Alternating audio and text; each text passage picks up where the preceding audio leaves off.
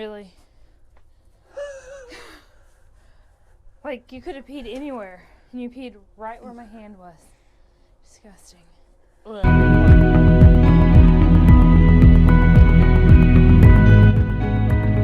Hello everybody, welcome back to Gathered Together Homestead. Today we're going to talk about some garden soil amendments that you can make to your own garden using things that you have on your own homestead. We're going to talk about the things that we have on our homestead here. So the first thing that we do with our garden is we use the pot ash, which is out of our wood burning stove. So all the ash, we have a tray in the bottom of our wood burning stove, so it's easy to clean out, but we take it all, we put it in this bucket, and then we bring it out here to the garden, and we just kind of spread it throughout the garden out here. The potash is a great source of lime and potassium for your garden. It's really good for your tomatoes and stuff. So we're going to get started spreading this today, and then we're going to talk about the other things that we have on our homestead that are really good for your soil and your garden to help amend it. So this garden is this will be a second year garden for us this year. We purchased our property back in May of last year, so it's been just about a year. We had a garden here last year, and it did well, but the soil, you could definitely tell, needed some things added to it. So for us, we're going to start with the potash, and then we'll talk about the other three things that we have here on our homestead that we can put in the soil to really help give it a boost. So we're going to get started here. We've kind of been in spots of the garden already with the potash, so we're just kind of working our way back and forth. It's pretty dusty, but you can definitely use this stuff instead of wasting it. It's just a really good thing to put in your soil. The rabbit manure is not a hot manure, so you can put it directly onto your garden and directly into your soil and stuff. So that's what we're doing here. Ours has some hay mixed in it because we do feed our rabbits hay, but all of that will compost in as we till it and get our garden ready for this spring. So the rabbit manure, it breaks down quickly. So when we put it in, it's considered a cold manure. So like I said, you can put it directly on your garden. You can put it directly in with your plants when you plant them.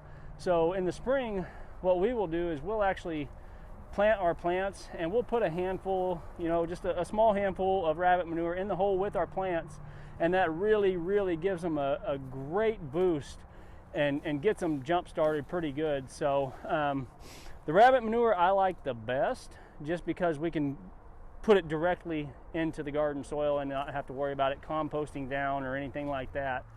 The awesome thing about these manures is we're not having to purchase them.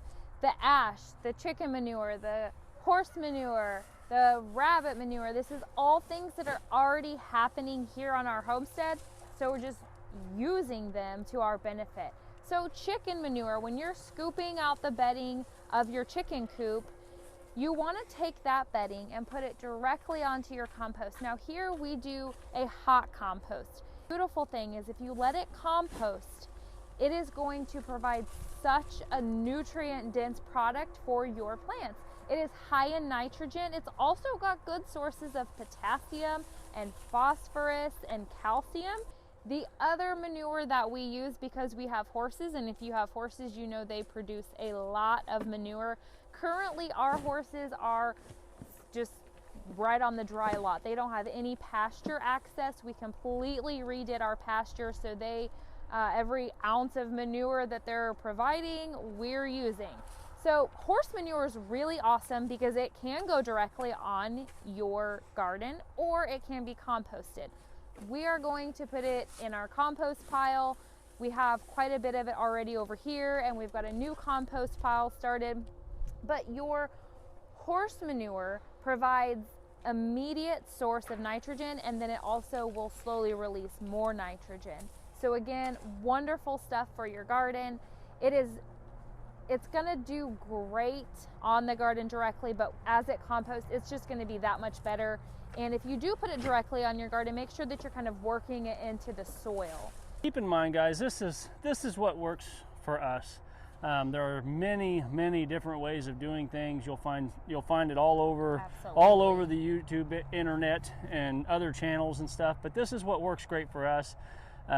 So just keep that in mind when you're looking at things and you're watching videos, that everybody's going to have a little bit different way of doing things. So we're going to continue spreading this stuff out here.